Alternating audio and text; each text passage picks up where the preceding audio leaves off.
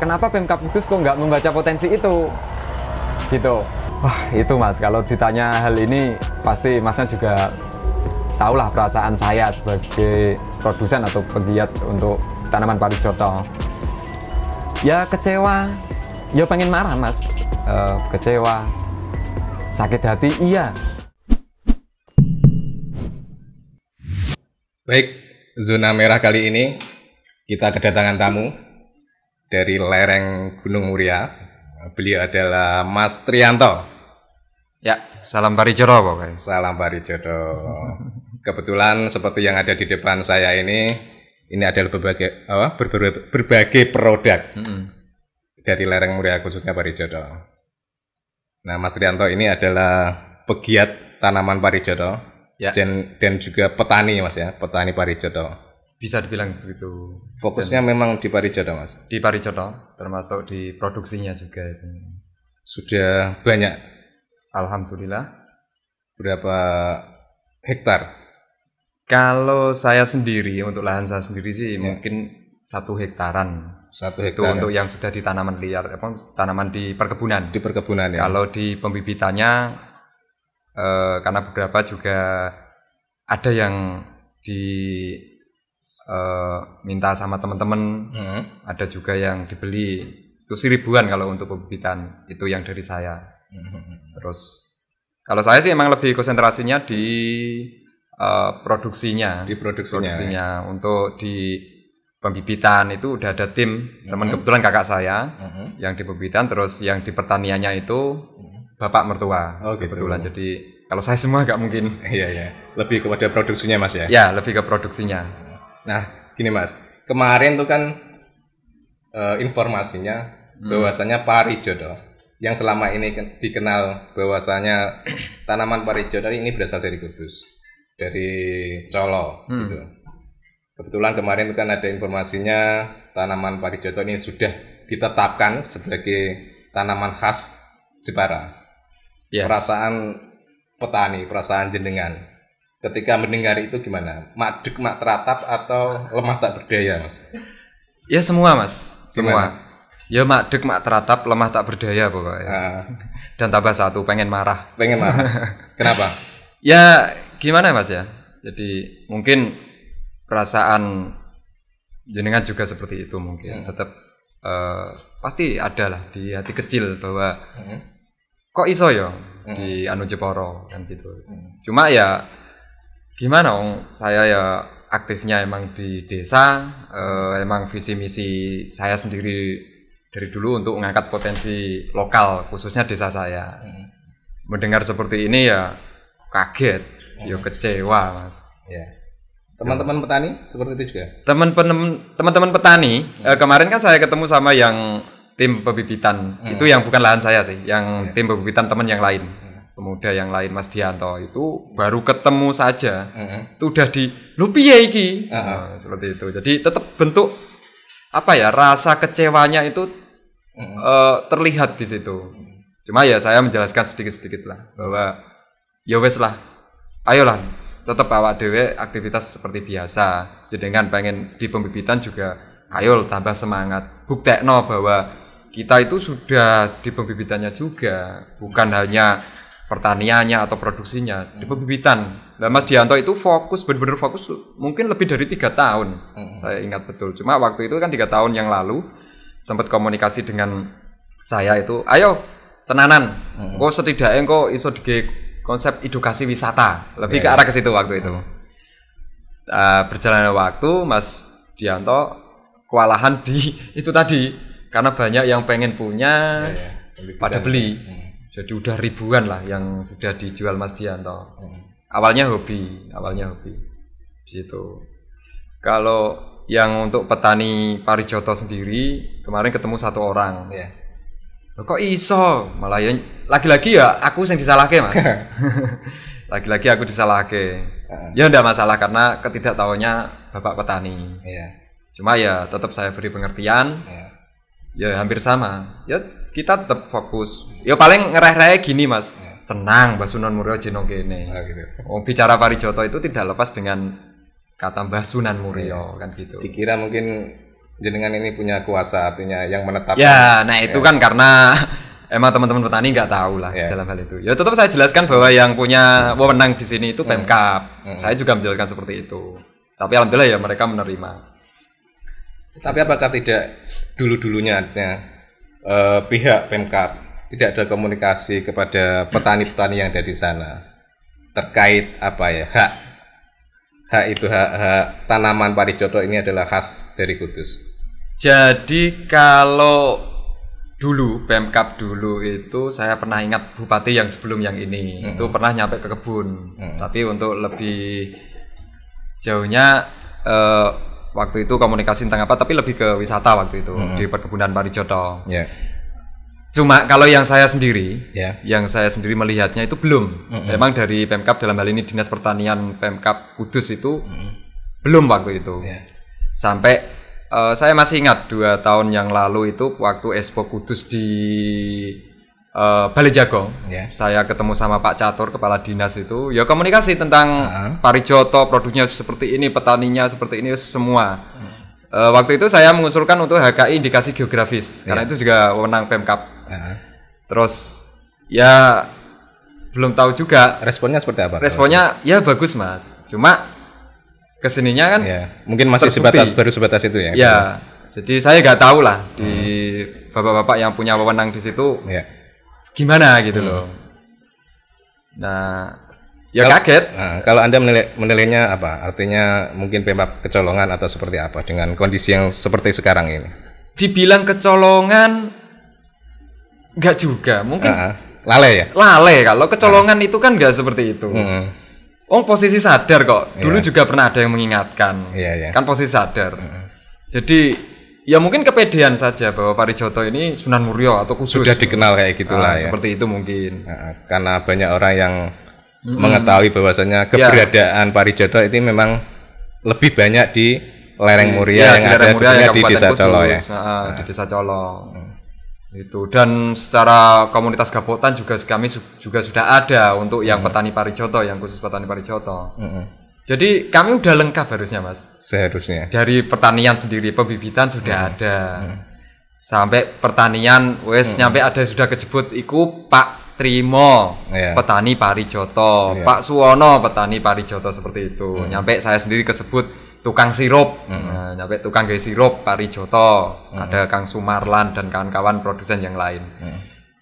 Terus yang Bang Dianto juga nanti kesebut tukang bibit parijoto, jadi nek tuku bibit lu ngorono, nyampe seperti itu. Jadi kami itu sudah apa ya? Itu hal yang secara natural berkembang seperti itu.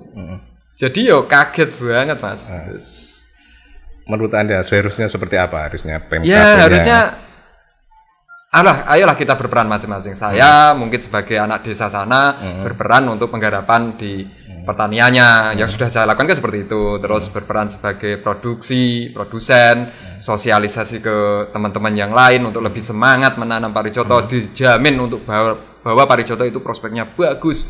Kalau bisa ini tanaman asli Indonesia ini go internasional kan nyampe seperti itu. Dan Pemkab maupun pemerintah yang berwenang di situ juga harus berperan sesuai tupoksi mereka masing-masing. Mungkin yang dinas perdagangan bantu di perdagangannya, dinas pariwisata bantu di sisi promosi, dan dinas pertanian kan jelas di pertaniannya. Nah, di situ kebetulan tentang varietas itu setahu saya itu kan emang peran dinas pertanian setempat gitu. Sejauh ini memang masih agak kurang lah komunikasi dengan para petani. Masih agak kurang. Responnya masih terlalu lamban ya? Atau gimana? Banget lamban menurut saya ya. Banget lamban. Padahal itu suatu kekayaan lokal yang memang seharusnya itu bisa menjadi hak milik terutama nama lah ya. Terutama hak cipta lah ya. Iya, jadi gimana ya Mas ya? Pokoknya ngomong kayak gini orang bare dan saya yakin yang tersakiti dalam hal ini yang mendengar isu yang terjadi di masyarakat ini banyak yang tersakiti. Mungkin melebihi apa yang lagi ngetren yang di Indonesia omnibus omnibus law. Kayak itu mungkin melebihi itu sakit hatinya orang Kudus. Saya yakin apalagi kami yang sebagai orang Colo, orang Muria yang memang terlibat langsung di Parijoto, kami juga mengaku-ngaku bahwa kami juga anak turunnya Mbah Sunan Muria karena emang bertempat di situ. Banget tersakiti, Mas. Selain apa ya istilahnya rasa marah atau rasa kecewa, ada imbas lain. Artinya petani, sudahlah, ini sudah punya kabupaten lain, saya tidak produksi lagi lah, saya tidak mau nanam lagi lah, atau sampai sejauh itu enggak? Alhamdulillah semoga saja tidak, tapi belum sampai sana. Karena petani juga apa ya emang itu sudah menjadi perputaran ekonomi mereka. Jadi ya mungkin kalau mikir sejauh itu sudah tetap karena bisnis Parijoto itu menggiurkan, mulai dari pembibitan pertanian sampai produksi itu sangat menggiurkan. Dan tidak salah juga kalau sekarang kayak tanda kutip dibuat kayak perebutan. Jadi kalau saya bilangnya ya dulu waktu Rono Popo, Barono Popo jadi opo-opo ya ini. Jadi waktu Parijoto nggak se-booming ini juga nggak ada yang klaim-klaiman. Ya wes Parijoto. Gitu. Jadi ya emang seperti itu. Nanti juga nasib potensi yang lain juga seperti itu. Bukan hanya Parijoto. Saya yakin kopi Muria. Dulu kita kampanye mulai 2012 sampai sekarang ya masih belum ada apa-apa lah menurut saya. Ya pemerintah aktif. Cuma saya lihatnya masih belum maksimal juga. Belum maksimal. Karena saya juga kan petani kopi juga karena memang orang yang hidup di lereng Muria, desa hutan Colo itu kan kebanyakan memang petani kopi juga. Gitu. Tapi sejauh ini Mas Trianto, Mas Trian, itu ada komunikasi dengan petani Jepara lah, khususnya petani Parijoto Jepara. Apakah ada? Ya ada. Jadi karena membaca peluang potensi dan ya saya lebih senang berbagi sharing ya sama teman-teman apalagi yang di desa dekat hutan. Karena desa dekat hutan itu kan desa yang kaya menurut saya, kaya potensi, kaya yang lain-lain lah, budaya dan lain-lain. Nah di situ kebetulan saya ada salah satu teman lah di sana di bidang kopi. Itu sempat waktu itu juga komunikasi untuk ayolah Parijoto, di sana sudah ada beberapa, cuma emang karena secara ekonomi nggak ada perputaran yang kontinu, jadi mereka cuma punya tanaman seperti itu. Setahu saya itu 2 tahun yang lalu. Terus saya coba komunikasi untuk sosialisasi memotivasi mereka atau mengedukasi bahwa ayolah nanam. Ini kan potensi sing tanami banyak tanahnya. Jadi lahan yang ditanami itu sangat potensial lah wilayah sini. Jadi nanti langkone siap masuk Mas, siap gitu. Padahal waktu itu seandainya mereka punya banyak pun aku belum bisa masuk 2 tahun yang lalu itu. Tapi alhamdulillah pandemi kemarin itu sudah mulai teman-teman yang di Duplak di Desa Tempur itu sudah ngirim, tapi belum banyak. Paling pandemi kemarin itu ngirim 4 atau 5 kali lah. Itu. Artinya petani-petani yang ada di sana di Tempur itu khususnya di Duplak itu termasuk baru ya untuk nanam yang benar-benar nanam baru lah menurut saya. Ya dari dulu sudah ada lah karena di sana juga emang kalau Parijoto kan emang dulu tanaman liar. Terus dibuat kayak ditaruh di pot kayak bunga atau di pojok-pojok kebun kopi kan. Gitu. Dan di sana juga dipercaya bahwa Parijoto untuk ibu hamil dan lain-lain. Secara mitos juga sangat kultur itu juga tinggi sekali di sana. Jadi buat kebutuhan dan terkadang ada tamu yang berwisata ke sana juga membawa oleh-oleh Parijoto. Cuma untuk yang lebih ke maksimal waktu itu belum lah, setahu saya ya. Produksinya belum dikelola dengan secara maksimal. Belum. Masih artinya ketika itu ya punya pohon saja di kanan kiri rumah atau di pojok-pojok tempat kayak gitu. Cuma emang kalau dulu liar banyak sih daerah sana. Padahal Kudus ketika itu sudah melakukan udah buat sirup, udah buat olahan lain ya. Jadi Kudus itu 98 sudah ada perkebunan. 98. Ada pionir 8 petani lah setahu saya. Itu kalau sekarang di luasan itu 2,5 hektaran lah. Itu yang di Kudus. Belum di Rahtau. Di Rahtau itu Kabupaten Kudus juga. Itu saya tanya ke mitra petani saya, mulai nanam mulai kapan Mbah Tego namanya. Nek rasalah tahun 93 nang. Seperti itu. Jadi malah lebih lama. Jadi untuk nanamnya. Karena dulu kan kalau Japan saya tambahin sedikit. Japan itu kalau saya tanya sama petaninya itu 2003 mulai benar-benar pembibitan mulai mulai dikebunkan lah ya. Kan paricoto ada yang mulai pembibitan dari kecil, Yeah. ada yang sistem stack, jadi seblok gitu. Kalau di tempatnya yang pas, medianya yang pas kan hidup. Yeah. Apalagi kalau bulan penghujan. Nah di situ. Dan di Ratau sendiri banyak sekali juga. Mungkin luasan 2 hektar ada di Ratau itu. Artinya secara jumlah itu memang sepengetahuan jenengan tadi memang lebih banyak ada di Kudus daripada di kabupaten lainnya. Jauh mas, Yeah. jauh sekali, Yeah. jauh sekali. Jadi kalau saya berani bilang di Kudus itu 10.000 lebih mas. 10.000 lebih. Itu yang siap petik loh. Saya berani bilang seperti itu. Tapi Anda tahu misalnya kondisi yang ada di Jepara, di Tempur. Kebetulan saya tanya salah satu petani sana. Jadi saya kan punya koordinator di Jepara itu. Di Tempur itu ada beberapa petani yang punya sedikit-sedikit. Jadi ada koordinator satu, Mas Zainuddin namanya. Itu dia yang bagian ngumpul dari petani-petani. Terus nanti kan karena jauh ya perjalanan paling tidak 2 jam dari Tempur ke Colo itu. Jadi mereka Mas Zainuddin itu yang untuk koordinir. Jadi saya tidak tahu Mas Zainuddin untuk komunikasi dengan petani sana. Terus diantar ke saya.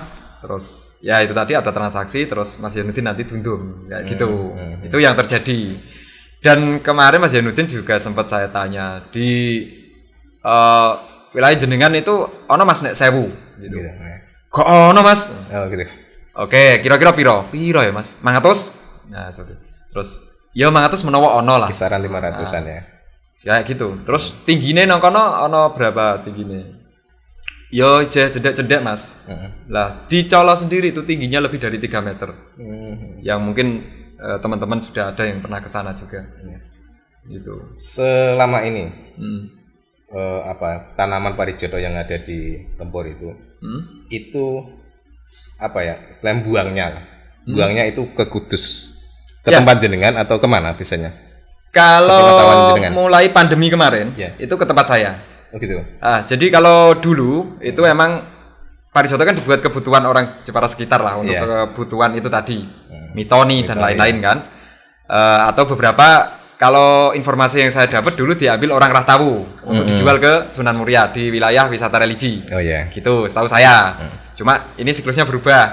Jadi kebetulan saya pasok gitu untuk yang Tempur itu. Justru dari Kudus malah yang ngambil dari Jepara itu dulu Kudus ya. Wong mungkin bisa kok tanya sana. Mas Ali, Mas Zainuddin itu yang di desa yang didukung duplaknya itu. Yang emang mereka beliau-beliau lah yang di lapangan. Tanggapan petani sana seperti apa dengan adanya seperti ini, dengan adanya ditetapkannya Jepara sebagai pemilik kemarin salah satu teman saya yang di sana yang emang sempat saya ajak komunikasi itu meminta maaf. Meminta maaf. Jadi Mas, ngapurane ya pemberitaan iki ya seperti itulah bahasa anu. Jadi kok malah Jepara padahal niku ta sing pantas kan Kudus. Apa malah karuan 3 kabupaten hanya baru dari Gunung Muria seperti itu. Jadi rasa takutnya beliaunya, takutnya gini. Lah nanti nek orang mencari ke sana. Saya juga kasihan juga harusnya ke Mas Ali namanya. Kasihan juga nanti kalau ada orang ke sana kecewa atau tidak ada barangnya atau barangnya nggak begitu kan memang belum begitu banyak jumlahnya masih sekitar sedikit juga itu. Jadi secara apa ya dia sebagai masyarakat sana pasti malu lah di situ gitu. Justru malah yang sedikit malah terbebani. Saya yakin Mas Ali dan kawan-kawan dengan kondisi seperti ini dengan kebijakan Pemkab Jepara justru orang Dublak itu terbebani. Ya setidaknya nanti sih tambah semangat. Sisi positifnya di situ. Jadi teman-teman Tempur tambah semangat untuk menanam dan memperbanyak lah. Itu bagus menurut saya. Tapi untuk saat ini saya yakin Mas Ali pasti masih terbebani dalam hal itu dan Mas Ali kawan-kawan lah masih terbebani dalam hal itu. Hubungan baik antara Kudus Jepara sejauh ini? Saya sama teman-teman masih hubungan baik, jadi bukan hanya Jepara juga, termasuk di Pati itu Mas Genji yang aktif di, pokoknya Mas Genji itu kan di desa Pondokan ya. Gembong ya? Gembong. Bageng ya, desa Bageng ya? Desa Bageng, jadi desa hutan juga, kita juga sesekali sering ketemu, sharing, perbincangan ala wong alas lah, ala celuluk, gitu kan. Jadi ala-ala jagung plus ngopi kayak gitu, terus sharing-sharing kepiye iki pertanian seperti ini, seperti itu. Kita sering komunikasi kok. prosesnya. Walaupun hanya sekedar chattingan atau pas sempet mampir gitu. Meski kondisi seperti ini artinya hubungan tetap terjaga lah artinya. Masih kita tetap lah, karena semua kan emang diawali dari niat, Mas. Iya. Dan motivasi kita kan harusnya sejalan. Mas Kenji, kenapa saya harus sebut nama ya? Karena Mas Kenji juga aktif di pembibitan parijoto di Pati itu, di Bageng itu. Itu lebih jumlahnya banyak juga berarti? Kebanyakan malah ditanam di Tempur kalau Mas Kenji itu. Karena gitu. Kebetulan Mas Kenji juga punya lahan di Tempur dan komunikasi sama Mas Zainuddin itu tadi yang ngirim parijoto ke saya. Jadi secara tidak sengaja kita kenal juga beda tempat. Tapi secara tidak sengaja malah kita saling kenal. Jadi tiga-tiganya itu saling kenal dan saling sevisi. Jadi bahwa kita wong desa, ayolah ngangkat desane seperti itu. Dengan cara apa? Yo, apa desane dhewe sing diduweni. Kan gitu. Malah kita saling komunikasi kok. Sampai sekarang masih. Kemarin sore aja masih WA sama Mas Kenji. Gitu. Terus ke depan seperti apa nih kira-kira dengan kondisi seperti inilah? Ya ke depan mungkin secara kami komunikasi dengan teman-teman yang lain, dengan teman-teman di desa hutan kabupaten yang lain tetap dijaga keharmonisan, tetap dijaga sesuai visi misi kita lah.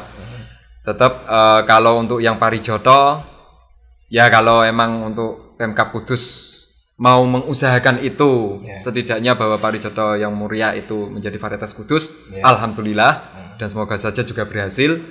Dan kami saya sendiri lah sebagai produsen parijoto, petani parijoto, dan mewakili teman-teman yang lain, teman-teman parijoto yang lain itu ya kami tetap beraktivitas seperti biasa, tetap mengkampanyekan bahwa parijoto ini asli Indonesia, seperti itu, bukan hanya asli Kudus, asli Indonesia seperti itu. Jadi tetap berkibar lah Pak parijoto. Dan memang harus didukung oleh pemerintah, mulai dari Pemkab maupun sampai kementerian, itu memang harus seperti itu. Harapannya Lereng Muria tetap bersatu lah, walaupun di Pati, Jepara, Kudus. Harus tetap. Kalau fair itu emang kita klaim 3 kabupaten, itu yang fair menurut harusnya saya. Seperti itu. Harusnya seperti itu. Mungkin Pemkab Kudus bisa berkomunikasi tentang hal itu, bahwa kita tidak usah rebutan. Lah. Kok rebutan kok iki, DKI ngapain? Kalau saya sih gitu, kalau saya sebagai wong desa ya, bahasa saya seperti itu. Yo wes, iki gone bareng-bareng. Wong kenyataane nang Pati ya ono, nang Kudus ono, nang Jepara ono, padha-padha di Sunan Muria kok. Seperti itu. Ya kita fair, kita klaim bareng-bareng bahwa ini parijoto Muria milik 3 kabupaten. Milik 3 kabupaten. Ya. Harusnya seperti itu. Kalau biar lebih fair ya. Ya, karena saya yakin Mbah Sunan sendiri itu tidak seneng lah pertengkaran. Saya yakin. Gitu. Mbah Sunan itu seneng damai. Makanya saya sendiri menulis ini kan. Apa Mas? Parijoto itu saya singkat. Ini sih copas juga dari teman. Paringono jiwa ingkang sejolan ketoto. Artinya? Berilah jiwa yang damai. Berilah jiwa yang damai dan tertata. Jadi terarah. Berilah gitu. Jiwa yang damai dan terarah. Gitu. Jadi ini juga teman-teman yang punya singkatan seperti ini saya copas saja. Kok yo pas gitu. Sudah produksi berapa kaos, Mas? Wes, ini baru 1. Jadi nanti hubungi nomor di bawah ini. Nah, mungkin diperbanyak. Ya, amin. Doakan saja nanti juga mengarah ke sana juga. Selain tanaman kan nanti ada kaos parijoto. Pasti. Jadi ngomong kaos ya. Jadi 2006 itu saya sudah pernah membuat kaos sama teman-teman. Brandingnya parijoto. Parijoto gaweane Bani Said. 2006. Apa itu Bani Said? Bani Said itu Bani, anaknya Raden Mar Said, jadi anak turun Bani gitu. Said. Jadi dulu pernah saya gabungan 6 orang, terus 2 tahun bertahan, gulung tikar dan gulung-gulung. Sudah pernah buat branding, jadi di situ gambarnya tetap ada parijoto, ada kopi muria, semua potensi yang ada. Kalau secara visual saat ini saya aktif dengan teman-teman Batik di Batik Tulis Majeng Werni. Di situ tergabung di Desa Wisata Colo. Masih aktif, hari Selasa juga masih ngajar anak-anak sekolah untuk batik, memperkenalkan bahwa motif parijoto seperti ini, motif kopi, gedang biar, macan muria dan lain-lain. Kekayaan lokal Muria. Tanpa melihat itu kabupaten mana pokoknya. Yang penting pegunungan Muria. Nah. Kalau ini kan banyak nih Mas. Produksi dari parijoto. Betul. Ini kelompok jenengan atau jenengan sendiri yang buat ini? Saya sendiri ini perusahaan CV Seleksi Alam Muria yang brandingnya itu Alamu itu Alam Muria. Alam Muria dari ambil Alam Muria. Jadi ini produk yang sudah kita inovasi. Jadi ada sirup parijoto berbagai ukuran, terus ada permen parijoto berbentuk jelly candy kayak ini ya, jelly candy. Jadi bisa dicicipi. Terus ada chips parijoto. Ini jelly ada. Candy. Terus ini produk yang terbaru launching Ramadan kemarin. Apa itu, Mas? Teh parijoto. Ada yang tubruk, terus ada yang celup. Ini alhamdulillah semua sudah keluar legalitasnya berupa PIRT. Alhamdulillah. Jadi termasuk kayak ini kan harusnya IDO 2018. Kemarin waktu Expo di Surabaya. Ada beberapa segmen karena segmen menengah ke atas ya waktu itu fasilitasi dari Bekraf Badan Ekonomi Kreatif. Waktu itu cuma bawa sirup, permen sama keripik, rasanya manis semua loh. Ini yang low sugar mana? Yang aman, yang punya masalah dengan gula. Wah pusing waktu itu. Oh apa ya? Rasa parijoto ya memang seperti ini. Terus eksperimen, terus melakukan penelitian AKG kandungan gizi di 2019, terus launching 2020 kemarin. Pas teh parijoto, terus PIRT keluar mungkin sekitar 3 minggu yang lalu. Untuk PIRT karena prosesnya emang lama sih untuk legalitas juga. Prospeknya seperti apa, Mas? Kalau apa minuman atau olahan parijoto? Saat ini yang masih primadona sirup. Kalau yang ini emang bidikan kita di segmen menengah ke atas, yang memang menengah ke atas. Menengah ke atas kan seneng rasa yang ora enak pokoknya. Harga premium juga. Harga premium karena penyusutannya parijoto basah 1 kilo itu jadi 200 gram. Dan itu syarat dari BPOM memang seperti itu. Jadi biar dia awet. Jadi sebelum saya jadi produk itu juga kita konsultasi dengan ahlinya lah. Tapi permintaan bagaimana? Permintaan bagus. Jadi ada yang beberapa minta buah segar. Lah kemungkinan kalau luar Jawa tidak bisa. Terus kita tawari yang kering, rasanya juga masih ori dan aman. Gitu. Masih jenengan sendiri yang buat atau ada petani-petani sudah ikut? Sekarang sudah ada salah satu teman produsen yang membuat juga teh parijoto. Nah, cuma kebetulan prosesnya mungkin saya tidak tahu ya, mungkin berbeda juga gitu. Ada juga. Kalau istilahnya melihat ya perputaran ekonomi dari parijoto sendiri di Colo lah khususnya itu seperti apa? Tahun ke tahun perputarannya tambah bagus, Mas. Jadi gini aja. Jadi petani saja ya. Petani itu sudah banyak, lahirlah petani-petani baru.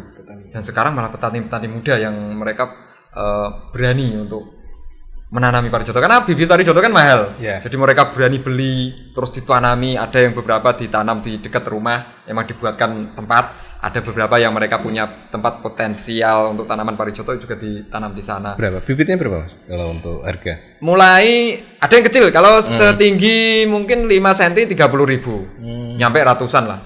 Nyampe ratusan itu. Yang siap tanam itu, yang siap taman terus tanam terus nongol buahnya itu setidaknya di harga 300-an. Tetapi itu cocok untuk ditanam di semua daerah atau dia harus di ketinggian. Pertama syaratnya harus di ketinggian, kalau itu memang liar di kebun ya, di ketinggian setidaknya di 600 sampai 1200 mdpl. Itu terus dia tidak boleh terkena sinar matahari langsung yang terlalu lama. Jadi kalau bisa tempat yang lembab. Gitu. Ya itu beberapa itu, terus medianya nggak boleh tanah langsung. Katakanlah kalau di liar itu yang berpadas kayak berpasir, jadi lemah yang ambyar, tanah yang ambyar itu loh. Jadi nggak lemah yang bacek.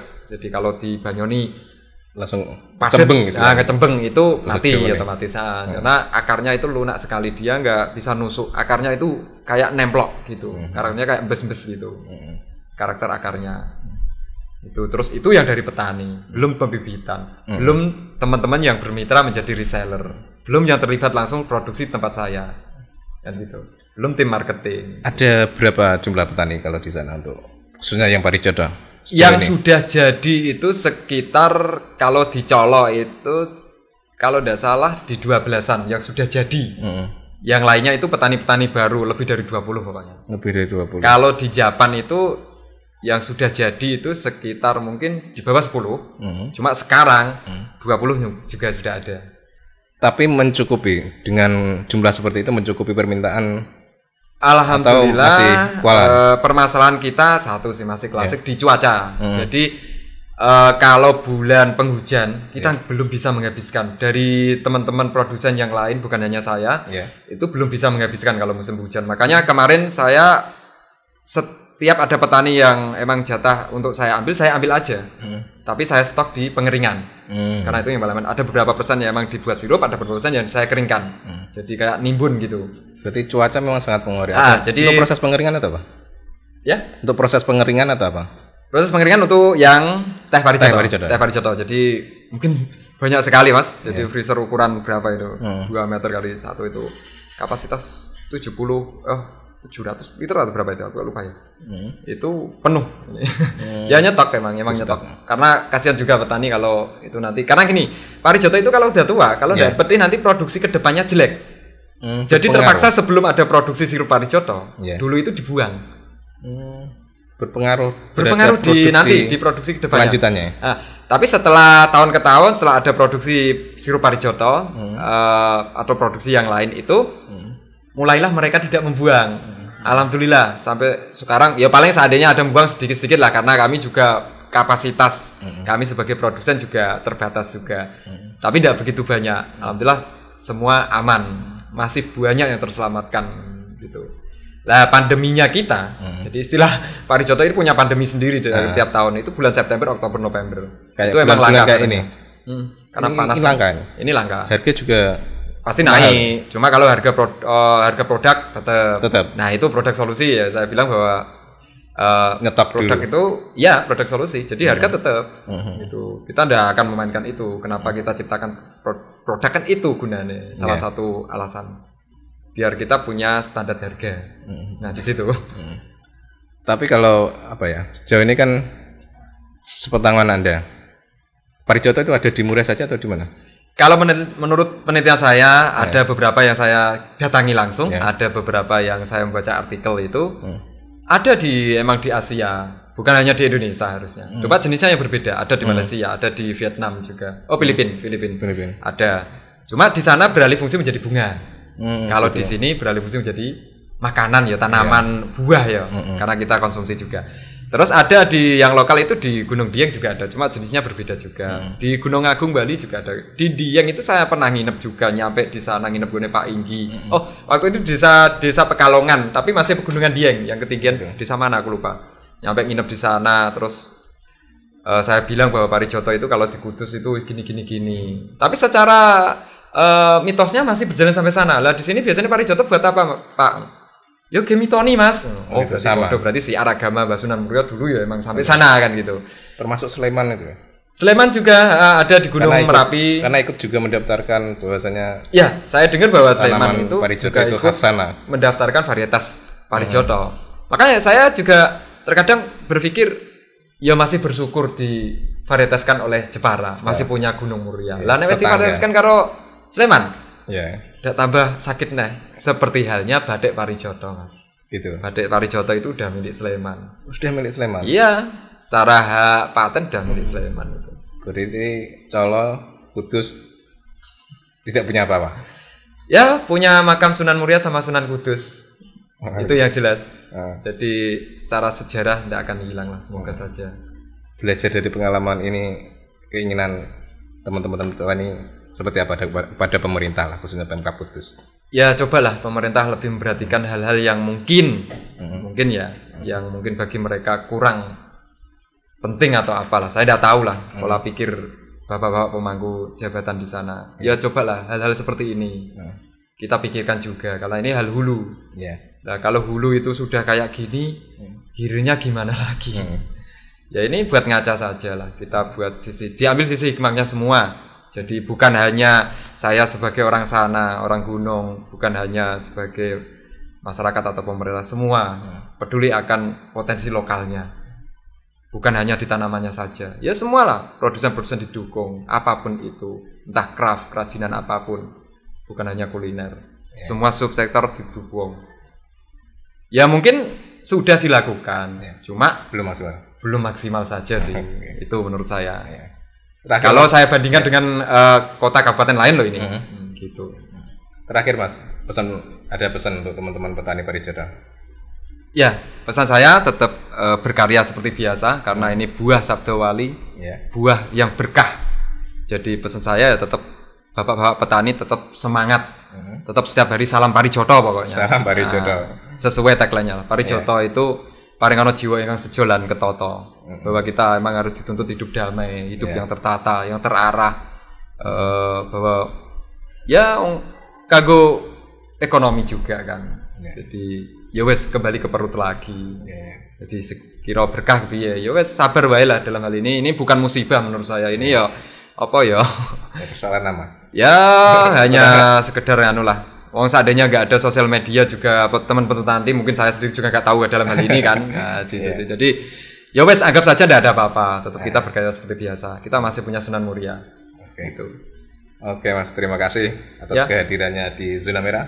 Siap. Mudah-mudahan ini bisa menjawab apa ya persoalan-persoalan atau fenomena yang ada hari ini, terutama parijodo yang saat ini sudah milik Jepara. Mudah-mudahan petani parijodo yang ada di Kudus di lereng Muria bisa tetap semangat. Amin. Ya. Terima kasih atas waktunya. Mudah-mudahan ini bisa bermanfaat untuk teman-teman semua. Siap. Terima kasih.